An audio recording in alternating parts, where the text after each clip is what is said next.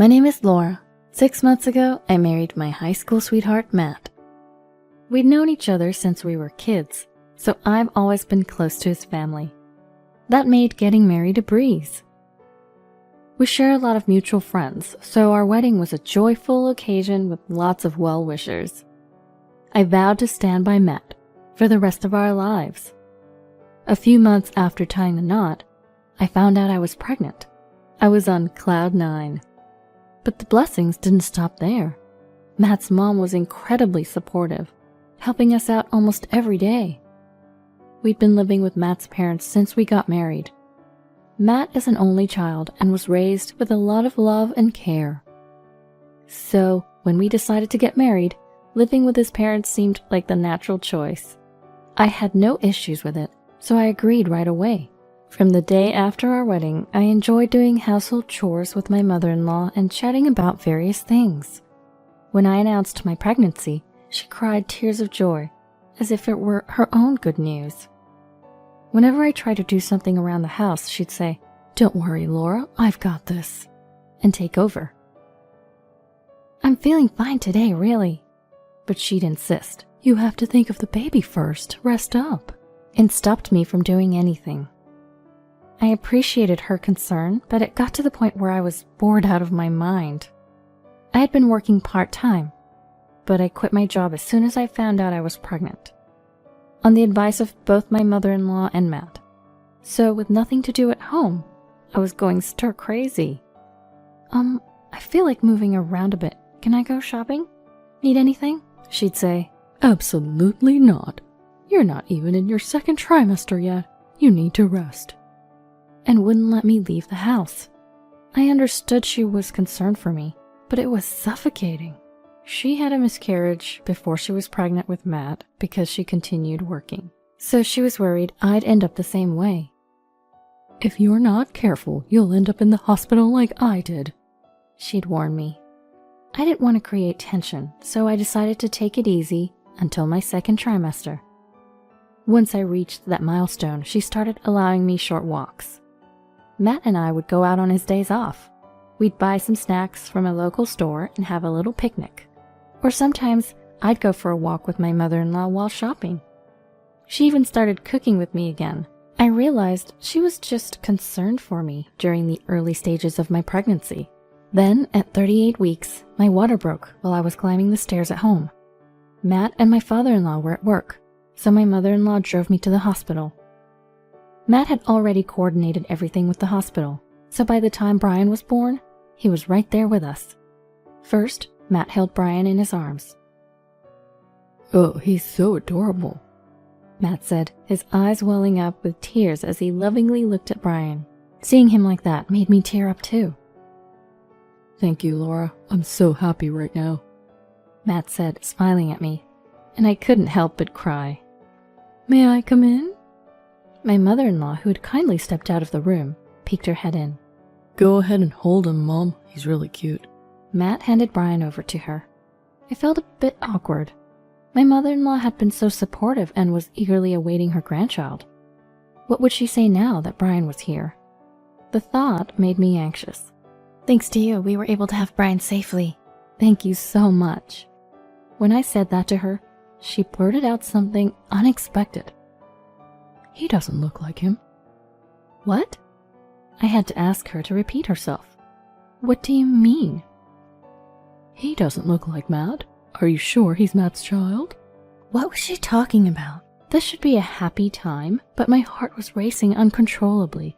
"What are you saying?" Matt immediately confronted her, but she continued without apologizing. "Look at the baby pictures of Matt. Brian doesn't look like him at all." She showed us a baby picture of Matt on her phone. "Well, they don't have to look exactly alike." Before I could finish, she stormed out of the room, saying, "I can't deal with a child whose parentage is in question." "Hey, Mom." Matt followed her out, leaving me alone. I looked at Brian's face and started to cry. He looked so much like Matt, especially around the eyes and ears. Matt never returned to the room, only texting me, saying he was going home with his mom. I couldn't believe his behavior, but I was too exhausted to confront him. A few days later, on the day of my discharge, Matt came to pick me up, but seemed down. "What's wrong? We get to live together starting today," I said, but he didn't look happy. "Mom's still upset. Try not to provoke her." I just gave birth and am mentally and physically exhausted. Why do I have to be considerate of her on the day I'm discharged? I didn't say anything to Matt, and the ride home was silent. The tension didn't ease up even after we got home. In fact, as soon as I got home, my mother-in-law said to me, "Oh, you're back?" I was treated with such sarcasm. My father-in-law avoided eye contact, and my mother-in-law made snide remarks. "I've told you many times this child is Matt's. His name is Brian. Won't you please love him?" But she ignored me completely. "Say something, Matt," I cried to Matt, but he coldly said, "Well, it's true. He doesn't look like me." At that moment, my tears stopped. Matt, who should have been on my side, had abandoned me. Looking back, Matt should have stood up to his mother that day. But in the end, he sided with her. I felt empty and gave up on the idea of my mother-in-law ever loving Brian. Matt wasn't helping with childcare either, and my stress kept piling up. "Can you feed him formula while I take a shower?" When I asked, Matt said, "I've been working all day. Why should I lose sleep over a child who might not even be mine?" I can't believe this. Never mind. I fed Brian the formula myself and took a quick shower as soon as he fell asleep. That was my life. If it had only been my mother-in-law, I would have gotten a DNA test to prove her wrong. But even Matt didn't believe Brian was his. That hurt more than anything. My parents had moved to the countryside, so I couldn't rely on them. My parents, who originally wanted to live in a place rich in nature, moved away soon after I got married, so I couldn't rely on them right away. They had been so happy about my marriage and trusted Matt. They loved Matt as if he was their own child. That's why I couldn't tell them what was happening. After months of this, my mother-in-law, who had been ignoring me, finally spoke. "Laura, can you bring the baby to the living room?" "All right." My mother-in-law had been ignoring me and not paying any attention to Brian. I thought she was going to apologize. However, my expectations were quickly dashed. When I got to the living room, both she and Matt were sitting there. "Could you please leave with that child?" "What?" I was stunned and couldn't find the words. She looked at Brian and said, "He still doesn't look like him. I've had enough." Matt said nothing. At that point, I didn't care anymore. "Fine, if that's how you feel, I'll pack my things and leave," I said, signing the divorce papers and started packing. Matt said nothing and continued chatting with his mother. "Make sure you pay child support." "How can we, when we're not even sure he's Matt's?" my mother-in-law retorted. I was so angry, I left without another word and went to my parents' house. I explained everything, and although they were initially confused, they welcomed me. I decided to stay with them until I found a job and save some money. I, of course, had requested child support for my ex-husband through a lawyer, but the money was never transferred. I myself didn't want to have anything to do with my ex or his parents anymore, so I never pressed the issue of the unpaid child support. Years passed. Brian was about 6 years old. I got a call from a local friend who also knew Matt, informing me that Matt had died in a car accident. Of course, I heard about it right after it happened, but I didn't want to get involved, and Brian was going through a busy, active phase, so we didn't attend the funeral. Months later, I happened to be meeting up with local friends and returned to my hometown for the first time in years. Before going to my friend's house, I decided to buy a gift, so Brian and I went to a department store we used to visit as a family. "Laura?" I turned around to see my mother-in-law, whom I hadn't seen in years. As I stood there stunned, she quickly approached us and said, "You're Brian, right?" and started talking to Brian. "Brian, I'm your grandma. You really look just like Matt." My mother-in-law said that. I couldn't stand hearing her say that. "Enough is enough. Because of you, we—" As I said this, she interrupted. "Don't be so angry. I've wanted to see you for so long." Feeling like I was about to yell, I said, "Excuse us," and pulled Brian away, leaving the scene. "Was that Grandma?" Brian asked. I had kept it a secret until now, but Brian, now in elementary school, was genuinely curious and kept asking. "Isn't Grandma supposed to be your mom? Who was that lady?" I couldn't hide it any longer, so I explained it to Brian in simple terms when we got home. Brian said, "Mama, you've been through a lot, huh?"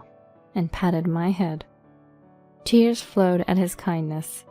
I felt grateful from the bottom of my heart for having him. Months later, my mother-in-law showed up at the apartment where Brian and I were living. "How did you find this place?" When I asked, she said, "I asked around, Matt and your mutual friends. I finally found you," and forced her way in. "Please leave." As I said this, she exclaimed, "Matt died in an accident and my husband died of illness. You two are all the family I have left." Brian came out of the next room, perhaps hearing my mother-in-law's loud voice. Seeing Brian, my mother-in-law said, "Brian, why don't you come live with Grandma? I have a bigger house and can feed you lots of delicious food." "Stop it!" As I said this, my mother-in-law pulled out a thick envelope. "It has $50,000 for child support. You two are all the family I have left, so please come live with me." She pushed the envelope toward me. Then she turned to Brian and said, "Brian, Grandma wants to live with you. I'll buy you anything you want, okay?" and smiled. In that moment, I felt like crying. I was torn between the feeling of, why now? And wondering if it was okay to deprive Brian of one more grandmother. I was at a loss for words. Then Brian said, "I'm not going." "Huh?" My mother-in-law let out a baffled sound at Brian's words. "Brian, what are you saying? You can live with Grandma, you know. There'll be lots of delicious food and I'll buy you toys." My mother-in-law tried desperately to persuade him. "I don't want to. You were mean to Mama, right? My only grandma is Mommy's mom." Saying this, Brian shook off my mother-in-law's hand and sat next to me. My mother-in-law fell silent, looking as if she'd lost all hope.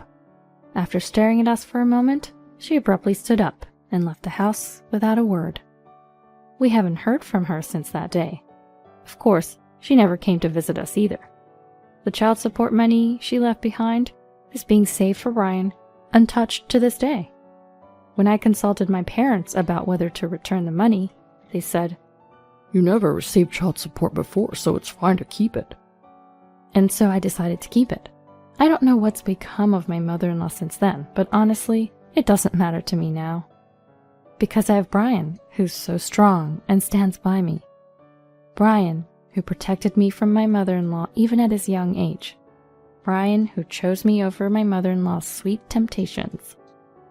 I love him from the bottom of my heart. I want to continue raising him responsibly, ensuring his happiness, even without a father, now